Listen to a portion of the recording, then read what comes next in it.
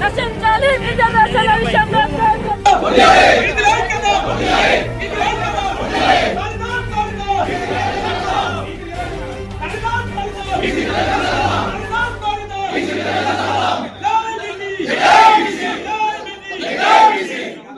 బీసీలకు న్యాయపరమైనటువంటి జనాభా గణన ప్రకారంగా 42% రిజర్వేషన్ కల్పించాలనే ఉద్దేశంతో కాంగ్రెస్ పార్టీ తరఫున ఈ రోజు ర్యాలీ నిర్వహించడం, ధర్నా చేయడం జరుగుతుంది.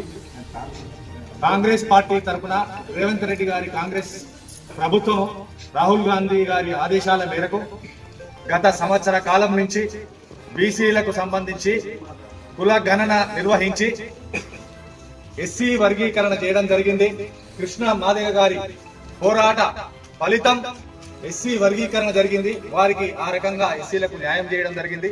అలాగే బీసీలకు సంబంధించి కుల గణన జనాభా ప్రకారంగా రిజర్వేషన్లు ఇవ్వాలని 42% కోసం ఈ యొక్క కాంగ్రెస్ తెలంగాణ ప్రభుత్వం రేవంత్ రెడ్డి గారి ఆధ్వర్యంలో అసెంబ్లీలో తీర్మానం చేసి అట్టి కాపీని గవర్నర్ ద్వారా ఏ సమాచారం రాకుండా ఆ యొక్క తీర్మానాన్ని అట్టి పెట్టుకోవడం, ఆయన తర్వాత మళ్ళీ రాష్ట్రపతి దగ్గరికి పోయి కూడా సమర్పించడం జరిగింది. వారు కూడా దానికి జవాబు ఇవ్వకుండా ఉండడం వల్ల కాంగ్రెస్ జీవో 9 ద్వారా రిజర్వేషన్లు కల్పించాలనే ఉద్దేశంతో ఎలక్షన్ కమిషన్ ఇచ్చి ఎన్నికల నిర్వహణ కోసం పోవడం జరిగింది.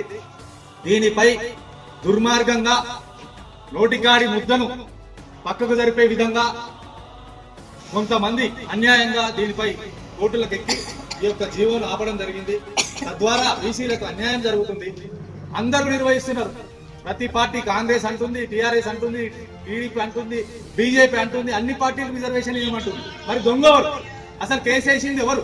ఇది తెలుసుకోవాల్సిన అవసరం ఉంది. ప్రజలకు నేను విజ్ఞప్తి చేస్తున్నా. అందరు కావాలన్నప్పుడు ఇంకా సమస్య ఎక్కడ ఉన్నది? ఇక్కడి నుంచి కావాలని చెప్పి ముందు కనిపిస్తున్నారు. లోపాయకారిగా బీసీల నోటికాడి ముద్దను కొల్లగొడుతున్నారు. కాబట్టి దీన్ని ప్రజలందరూ గమనించి కాంగ్రెస్ చేస్తున్నటువంటి బీసీలకు కల్పించాల్సిన 42% కోసం చిత్తశుద్ధిని ప్రజలందరూ గమనించాలి. రేవంత్ రెడ్డి గారి కృషి కోసం మన అందరం మద్దతు తెలపాలి. ఈ యొక్క ధర్నాలను నిర్వహించి, ర్యాలీలు నిర్వహించి ప్రభుత్వం పైన ఈ యొక్క బీజేపీ నిర్వహిస్తున్నటువంటి ద్వంద్వ వైఖరికి వ్యతిరేకంగా ఈ రోజు మనం ర్యాలీ నిర్వహించి ఒత్తిడి తీసుకురావాల్సిన అవసరం ఉంది.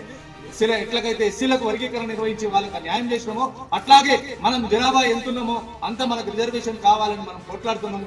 దీన్ని మనం సాధించే వరకు ఐకమత్యంగా పోరాడాలని చెప్పేసి మీ అందరికీ విజ్ఞప్తి చేస్తున్నా. జరుగుతున్న అన్యాయాన్ని ప్రజలందరూ కూడా గమనించాలని చెప్పి విజ్ఞప్తి